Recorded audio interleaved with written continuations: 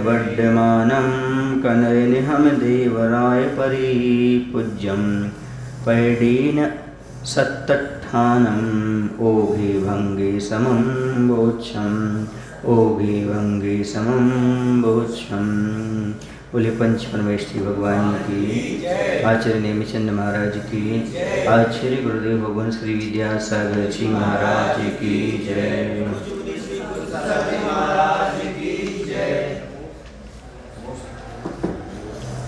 स्वर्ण के समान कनय में यहाँ, कनय माने कनक सोना, सोने के समान कैसे शरीर के वर्ण वाले इंद्र द्वारा पूजित वर्धमान तीर्थंकर देव को नमस्कार करके गुणस्थानों में प्रकृतियों के भंग सहित सत्य स्थानों को कहूँगा।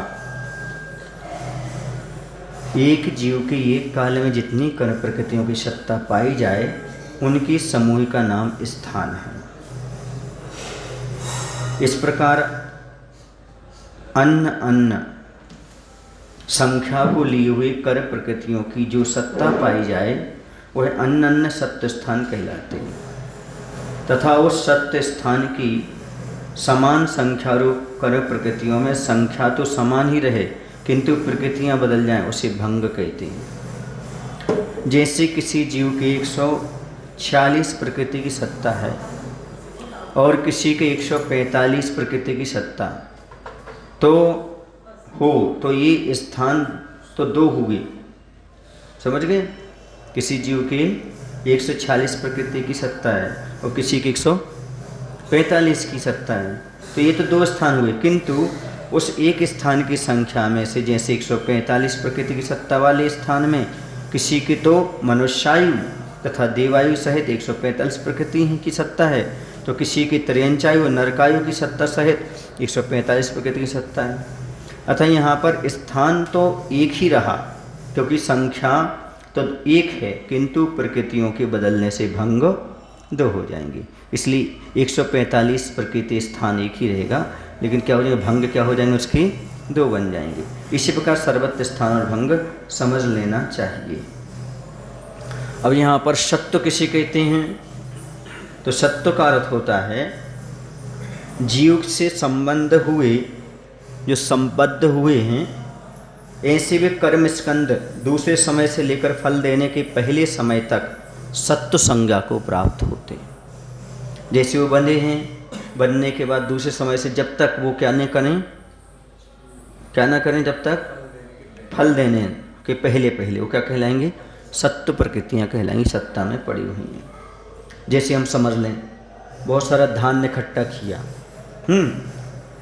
तो पूर्व संचित जो कर्म है वही भी धान्य के समान है, तो उनकी आत्मा में अवस्थित रहने को सत्व कहते हैं। जब तक वो वहाँ पर रहें, है ना, अपन ने रख दिए, रखने के दूसरे समय से जब तक वो निकाले ना, उसके पहले समय तक क्या कहलाएगी, वो सत्ता में पड़ी हैं, रखे हुए। जिन प्रकृतियों का बंध नहीं होता और बंध होने पर भी जिनकी स्थिति सत्व से अधिक सदाकाल बंध संभव नहीं है, वे सत्व प्रकृतियाँ हैं, क्योंकि सत्व की प्रधानता यहाँ पर ली जाती है। सत्व प्रकृतियाँ कितनी हैं, तो नाना जीव की अपेक्षा सत्व प्रकृति 148 हो जाती हैं, ठीक है, तो सारी की सारी प्रकृतियाँ आ जाती हैं। अब बद्धायस्क जो हो जाता है, जिसने आयु का बंध कर लिया, उसकी 2 आयु तथा तीर्थंकर प्रकृति रहित हो जाता है। एक तो जो आयु उसने बांधी है वो रहेगी, ये कौन सी आयु रहेगी, भुज्यमान, और दूसरी बद्धमान, बाकी 2 आयु नहीं रहेंगी उसके पास, और तीर्थंकर रहित रहेगा वो, है ना, बद्धायस्क।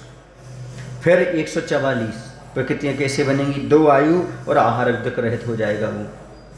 कैसा हो जाएगा वो, 2 आहारक, जिसकी आहारक का सत्व नहीं है, ऐसा 144 बन जाएंगी। 143 कैसे बनेगी, 2 आयु आहारक दुख और तीर्थंकर प्रकृति रहित। उसके क्या होगा, ना आहारक दुख रहेगा न तीर्थंकर रहेगा।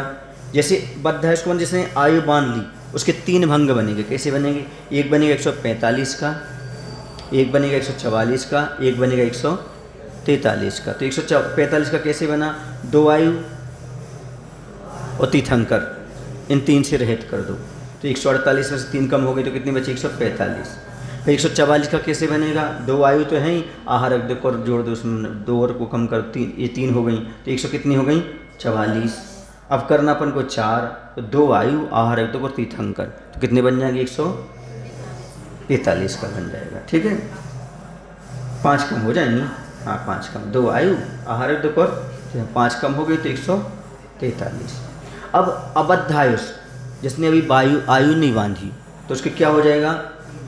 3 आयु हो जाएंगी, क्योंकि एक ही सत्ता में रहेगी जो कौन सा वो भोग रहा है ना। और तीर्थंकर रहित हो जाएगा, तो 144 का बन जाएगा। जो अबद्धायुष को होगा उसमें 145 का नहीं बन पाएगा, किसका बनेगा? 144 का। 3 आयु रहेंगे और एक तीर्थंकर प्रकृति रहित, तो 4 ही कम हो गई, तो 144 का बन गया। फिर 143 का बनेगा, 3 आयु और आहार अग्दक रहित। फिर 142 का बनेगा, 3 आयु, आहार अग्दक और तीर्थंकर प्रकृति रहित बन जाएगा। ठीक है ना। बद्धायुष को तो आप समझते हैं, किसे कहते हैं बद्धायुष? जो अपने भव की आयु बांध चुका है, और जिसने अगले भव की आयु नहीं बांधी वो क्या कहलाएगा? हाँ, एक भुज्यमान आयु होती, दूसरी बद्धमान आयु होती। भुज्यमान माने जो भी वर्तमान में भोग रहा है, बद्धमान माने जिसने बांध रखी है। समझ गए? अब चलते हैं अपन, कहाँ चलें और आगे पढ़ लेते हैं। तो यहाँ पर बता दिया गया है आपके लिए भंग के बारे में। आओग बंधा बंधन भेद, क्या करें? 333, 332 तक कर चुके थे। अच्छा,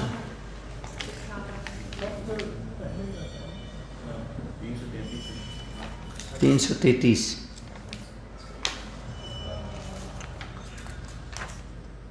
हाँ, तित्थाहारा जगुवम सव्वम तित्थम न मिच्छगादितिये तत्सत्ति कम्यानम तद्गुणठानम न संभवति। मिथ्यात्व गुण स्थान में, ये अच्छे से कंडीशन पढ़ लेना, ठीक है ना, वरना ही चार्ट देख लेना, तो चार्ट में सब आ जाएगा।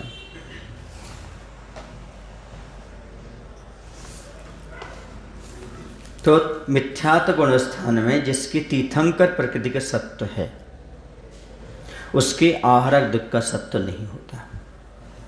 नियम पढ़ लो, रूल्स समझ लो। मिथ्यात्व गुण स्थान में जिसके तीर्थंकर प्रकृति का सत्व है, उसके आहारक दुख का सत्व नहीं होगा। अब बताओ, मिथ्यात्व गुण स्थान में तीर्थंकर प्रकृति सत्व कहाँ बनेगा?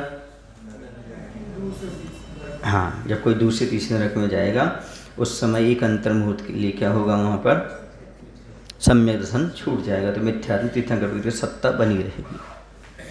तो वहाँ पर क्या नहीं होगा? आहारक दुख। क्यों? आहारक दुख कहाँ रहता है? बांधेगा तो वहीं, लेकिन कहाँ तक रहेगा? आगे बताता है, देखो। तथा जिसके आहारक दुख का सत्व होता है, उसके तीर्थंकर प्रकृति का सत्व नहीं है। जिसके आहारक दुख और तीर्थंकर प्रकृति का युगपत सत्व पाया जाता है, उसके मिथ्यात्व स्थान नहीं पाया जा सकता। समझ गए? जहाँ पर दोनों चीज़ें होंगी, आहारक दुख भी रहेगा और तीर्थंकर प्रकृति का युगपत सत्व पाया जाएगा, उसके मिथ्यात्व गुण स्थान नहीं होता। अतः मिथ्यात्व गुण स्थान में एक जीव की अपेक्षा आहारक दुख और तीर्थंकर प्रकृति से युगपत सत्व न होकर एक का ही सत्व रहता है, तथा नाना जीवों की अपेक्षा दोनों का सत्व पाया जाएगा, किसी के आए किसी के आए। इस प्रकार मिथ्यात्व गुण स्थान में 148 प्रकृतियों का सत्व नाना जीवों की अपेक्षा होता है, एक जीव की अपेक्षा नहीं बन सकता। शासन गुण स्थान में एक जीव अथवा नाना जीवों की अपेक्षा क्रम से या युगपत तीर्थंकर और आहार दुख का सत्व नहीं होने से 145 प्रकृति सत्य युग हैं दूसरे गुण स्थान में, क्योंकि दोनों चीज़ें वहाँ पर नहीं पाई जाएंगी। क्योंकि दूसरे गुण स्थान वाला मर के कहाँ नहीं जाता? नरक, और वहीं पर वो चीज़ बनती है। अब मिश्र गुण स्थान में एक तीर्थंकर प्रकृति का सत्व ना होने से 147 प्रकृति का सत्व है। समझ लेना ये गुण स्थान की व्यवस्था, क्योंकि इतनी सी चीज़ें हैं, थोड़ी सी आयु में, आहार और तीर्थंकर में यही घटना होती है, बाकी तो सत्ता में सारी चीज़ें रहती हैं। हाँ, तो क्या हो गया यहाँ पर?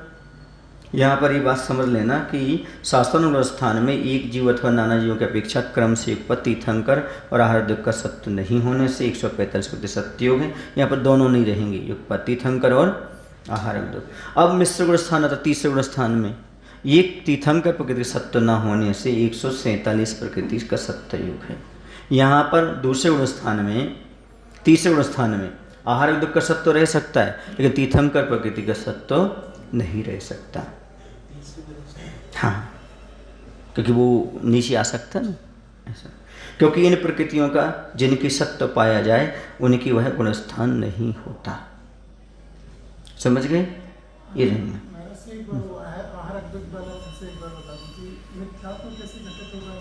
सुनिएगा, किसी मुनि महाराज थे, उन्होंने उसको बांध लिया, बांधने के बाद नीचे आ गए, तो सत्ता में तो रहेगा वो।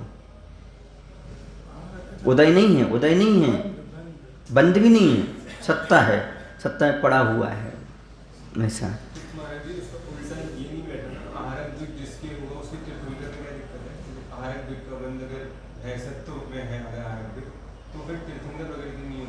हो सकती है, जिसके आहार का सत्व होता है उसकी तीर्थंकर का सत्व नहीं है। कौन से गुणस्थान में? गुणस्थान देखो पहले, विवक्षा देखो कहाँ लगाई जा रही है ना। देखो ऊपर लिखा है, देखो कहाँ लिखा, आहारक दुख और तीर्थंकर प्रकृति का युगपत सत्य पाया जाता है। देखे ना, उसके मिथ्या गुणस्थान नहीं पाया जाएगा।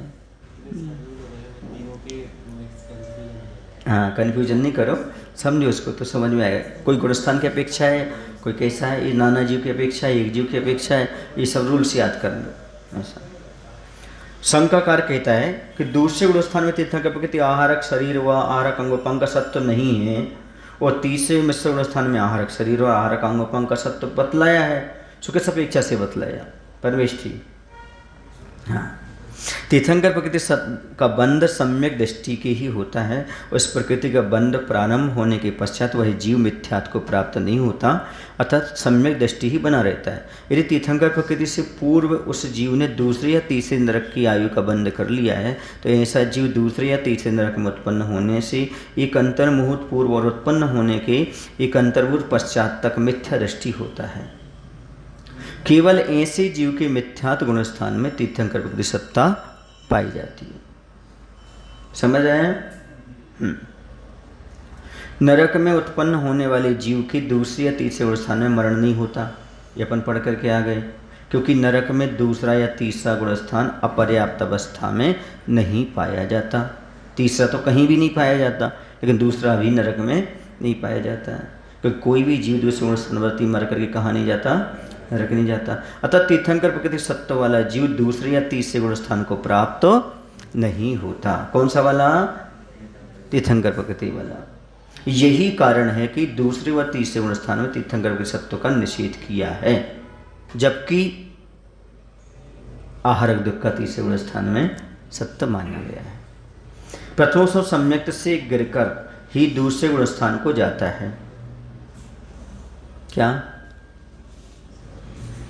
प्रथमोपम वाला ही गिर करके कहाँ जाता है? दूसरे गुणस्थान को जाता है। प्रथमोपम सम्यक दृष्टि के आहारक दुख का बंध नहीं होता। क्यों? क्योंकि मैचिंग नहीं है। मना परे ज्ञान, आहारक दुख और प्रथम सम्यक, जिसके पास आहारक दुख है उसके पास मना परे ज्ञान भी नहीं हो सकता, और नहीं, और उपसम सम्यक दृष्टि नहीं हो सकता यदि आहारक दुख है तो। प्रथमोपम नहीं होगा उसके पास, आहारक दुख वाले के पास, क्योंकि इसकी मैचिंग नहीं है। प्रथमोपम सम्यक दृष्टि के आहारक दुख का बंध नहीं होता, और उसके मना परे ज्ञान भी नहीं होता। जिस जीव की आहारक दुख का सत्य है वह जीव प्रथमोपम सम्यक को प्राप्त नहीं होता, क्योंकि आहारक दुख की उद्वेलना के बिना सम्यक व मिश्र प्रकृति की स्थिति प्रथमोपम सम्यक को प्राप्त करने के योग्य नहीं होती। 13 प्रकृतियाँ उद्वेलन प्रकृतियाँ। 13 उद्वेलन प्रकृतियों में सर्वप्रथम आहारक दुख की उद्वेलना होती है। उद्वेलना समझते हो? तुम रस्सी देखी, इसी रस्सी होती, जैसे वो कसती है वैसे इसको खोलते जाओ, क्योंकि तो उद्वेलन कहलाता है। अतः दूसरे गुणस्थान में आहारक दुख का सत्य नहीं होता। ठीक है ना? कंडीशन समझ में आ रही? दूसरे गुणस्थान में न तो आहारक दुख का सत्य होगा और न तीर्थंकर प्रकृति का। अथवा आहारक दुख की सत्ता वाला जीव सम्यक्त से गिरकर दूसरे गुण स्थान को प्राप्त नहीं होता। ऐसा स्वभाव है, ये नियम है। इसे स्वार्भों में तर्क चलता नहीं है, क्यों नहीं होता दूसरे गुण स्थान, नहीं होता, स्वभाव है। तीसरे में तो आ सकता है। आहारक दुख की उद्वेलना के बिना ही आहारक दुख के सत्व वाला मिथ्या दृष्टि जीव मिश्र गुण स्थान को जा सकता है। क्या कह रहे हैं? कोई आहारक दुख की उद्वेलना के बिना भी आहारक दुख की सत्ता वाला मिथ्या दृष्टि जीव है ना, वह जीव मिश्र गुण स्थान को जा सकता है, तीसरे गुण स्थान प्रति बन सकता है। तीसरे गुण स्थान में आहारक दुख का सत्व पाया जाता है, ऐसा पंडित रतनचंद मुक्तार जी कह रहे हैं। अब चलते हैं आगे, तो कह रहे आगे आगे पढ़ते हैं।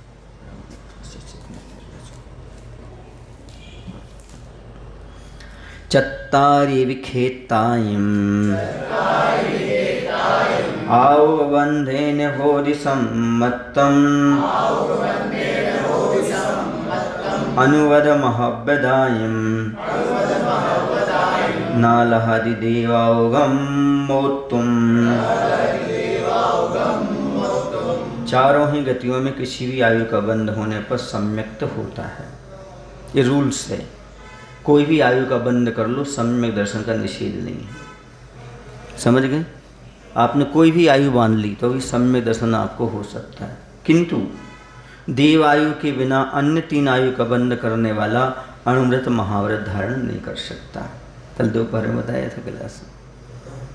जिसने या तो अभी कोई आयु नहीं बांधी या फिर देवायु ही बांधी है, वही 2 प्रतिमा के व्रत के भाव बना सकता है, वरना उसके 2 प्रतिमा लेने के भाव ही नहीं होंगे। आगे तो छोड़ दो, आगे इलेक्शन लकमुनी बनने की बात तो छोड़ दो, लेकिन वह 2 प्रतिमा के भाव नहीं बना पाएगा जिसने देवायु को छोड़कर अन्य कोई आयु बांध ली हो तो, या फिर अभी उसने आयु नहीं बांधी है, ये मान के चलो, तभी तो उसकी 2 प्रतिमा लेने के भाव बन रहे हैं। या तो आयु नहीं बांधी, बांधी देवायु ही बांधी। भाव बनने की बात है या भाव तो है पर ले नहीं पा रहा है, धारणा नहीं कर पाएगा, वो भाव ही नहीं होती ना। वो साफ बोल रहा था वो राजा सैनिक, हमारे भाव क्यों नहीं होते व्रत लेने के, उस रूप परिणाम ही नहीं होते। क्या दी कन्फ्यूजन, अभी मुख से भाव है कि अंदर से भाव है, ये आप ही जान सकते हो, हम नहीं जान सकते। समझ गए ना? प्रथम प्रतिमा व्रत प्रतिमा नहीं कहलाती, उसका नाम दर्शन प्रतिमा है। समझ गए? जब तक 5 पापों से हट ना जाओ तब तक व्रत नहीं कहलाता वो अभ्यास रूप में मान के चलो। यदि चारों आयु में से किसी भी आयु का बंध पहले हुआ है तो सम्यक्त होने में कोई बाधा नहीं है, किंतु यदि पहले नरक त्रिंच और मनुष्य आयु में से किसी एक आयु का बंध हुआ है तो त्रिंच तो अनुव्रत तथा मनुष्य अनुव्रत और महाव्रत धारण नहीं करने में समर्थ नहीं है। यदि देवायु पहले बंधी है तो अनुव्रत महाव्रत धारण में कोई बाधा नहीं। निरितरिक सुरावगो सत्ते नहीं देश सयल वद खौगा अयद चौकम तु अनम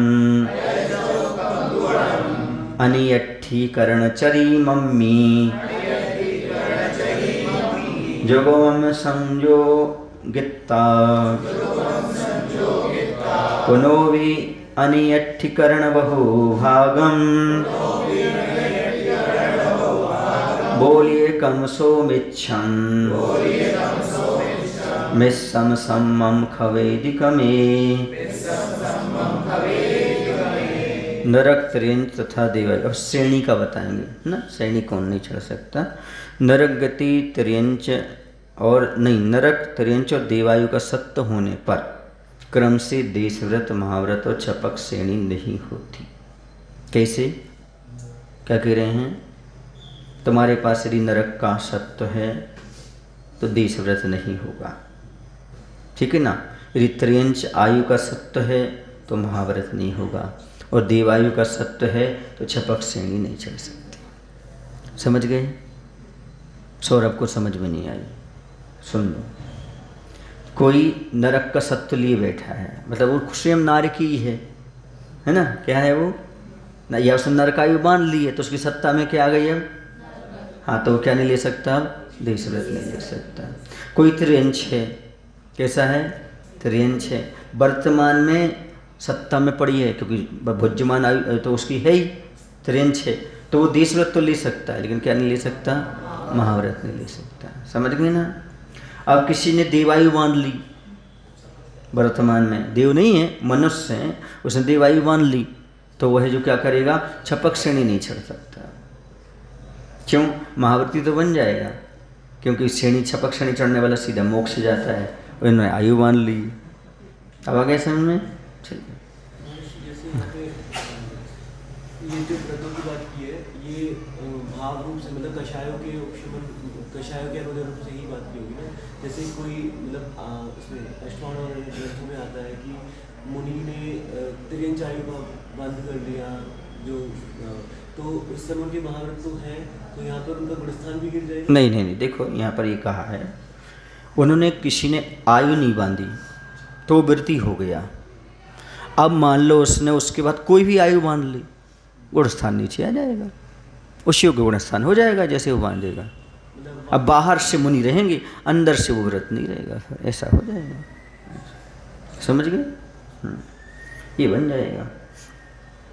असंयत आदि 4 गुणस्थान वाले जीव अनिवृत्तीकरण परिणाम के चरम समय में अनंतानुबंधी की युगपद संयोजना करते हैं। क्या करते हैं, असंयत आदि 4 गुणस्थान वाले जीव अनिवृत्तीकरण परिणाम के चरम समय में अनंतानुबंधी की युगपद विसंयोजना करते हैं। पुनः 3 करण करके अनिवृत्तीकरण काल के बहुभाग बीत जाने पर शेष संख्यात में एक भाग में क्रम से मिथ्यात्, सम्यक मिथ्यात् तथा सम्यक प्रकृति का क्षय करते हैं। इस प्रकार 7 प्रकृतियों के क्षय का क्रम जान लेना चाहिए। यहाँ 3 गुणस्थानों प्रकृति को सत्य पूर्वोक्त ही समझना। असंयत गुणस्थान से अपरमत्त गुणस्थान पर्यंत, चौथे से लेकर के 7वें तक उपशम सम्यक दृष्टि तथा 600 सम्यक दृष्टि, इन तीनों के असंयत गुणस्थान में अनंतानुबंधी आदि का उपशम रूप सत्ता होने से 148 प्रकृति वो सत्य है, अभी नष्ट नहीं हुआ। अनंतानुबंधी की सत्ता भी उसमें अंदर पड़ी हुई है, सत्य तो सारी चीज़ें पड़ी हुई हैं अपनी अभी। देश संयत गुणस्थान में नरकायु ना होने से, कौन से गुणस्थान में, पंचम गुणस्थान में नरकायु ना होने से 147 प्रकृति का सत्य है। पूछो क्यों, पहले बता दिए आपको, जिसने नरकायु की सत्ता है उसके पास वो देश संयम ले नहीं सकता। परमत्त गुणस्थान में नरक तथा त्रियंश आयु का सत्य नहीं है। छठे गुणस्थान में किसका सत्य नहीं रह सकता, और त्रियंश का सत्य नहीं रह सकता। अब आप पूछेंगे मनुष्य का कैसे रह सकता है, क्योंकि अभी मनुष्य है ही वो कौन सी भुज्यमान आयु की अपेक्षा, किसकी अपेक्षा, भुज्यमान आयु की अपेक्षा भोग रहा है। अतः यहाँ 146 प्रकृति का ही सत्य है, तथैव अपरमत्त गुणस्थान में भी 146 प्रकृति का ही सत्य है। समझ गए, सप्तम और छठे में एक सी अवस्था। छायक सम्यक दृष्टि के अनंतानुबंधी 4 कसाय, मिथ्यात्, सम्यक मिथ्या तो सम्यक, इन 7 प्रकृतियों का सत्य असंयत आदि गुणस्थानों में नहीं है। किसके, छायक सम्यक दृष्टि के, क्योंकि उसने 7 प्रकृतियों का पूर्णतः क्षय कर दिया तो सत्ता में बची ही नहीं उसकी। तो ये 4 कसाय निकल जाएंगे, मिथ्या सम्यक सम्यक प्रकृति, 7 प्रकृतियाँ असंयत आदि गुणस्थानों में नहीं है। किसके नहीं है, छायक सम्यक दृष्टि। अर्थात छायक सम्यक दृष्टि के गुणस्थानों में 7 प्रकृतियों को कम करके सत्य पाया जाता है। विद्यमान जिस आयु को भोगा जावे वह भुज्यमान है, और आगामी काल के लिए जिसका बंध किया जावे उसका नाम बद्धमान। इन दोनों की अपेक्षा से नरकायु का सत्य होने पर जीव देश व्रत धारण नहीं कर सकता, तथा त्रियंश आयु का सत्य होने पर महाव्रत नहीं होता। देवायु का सत्य होने पर छपक श्रेणी नहीं चढ़ सकता, तथा अनंतानुबंधी कसाय 4 और दर्शन मोहिनी की 3। इस प्रकार इन 7 प्रकृतियों की सत्ता का नाश असंयत आदि 4 गुणस्थानों में से किसी एक गुणस्थान में करके छायक सम्यक दृष्टि होता है। ठीक है, चौथे से लेकर के 7वें गुणस्थान तक कहीं भी यह छायक समदर्शन को प्राप्त कर सकता है। अब इसके उपर्युक्त 7 प्रकृतियों के नाश का क्रम कहते हैं। इन सप्त प्रकृतियों का नाश करते हुए सर्वप्रथम 3 करण करता है।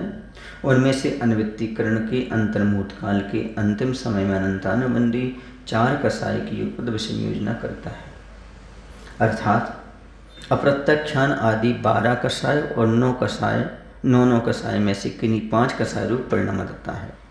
विषय योजना का अर्थ क्या है? अन्य प्रकृति रूप परिणमन करा देना।